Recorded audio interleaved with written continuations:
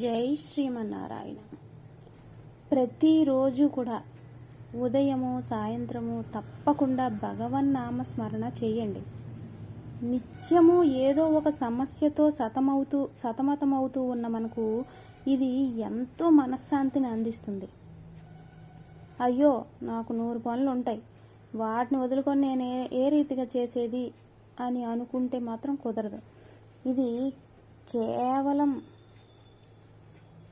అశ్రద్ధతో చెప్పే మాటలే తప్ప అందులో నిజం లేదు, శూన్యం. 100 పనులు చేసేవాడు ఇంకొక పని చేయలేడా చెప్పండి? సోమరితనముకు లోనై మనశ్శాంతిని అందించే అవకాశం కోల్పోవడం ఎందుకు? మీకు 100 పనులుంటే దీనిని 101 పనిగా పెట్టుకోండి. ఏం కష్టం? భగవన్నామ స్మరణ మనశ్శాంతిని ఇస్తుంది, అందిస్తుంది, మనసు ప్రశాంతంగా ఉంటుంది. జై శ్రీరామ్.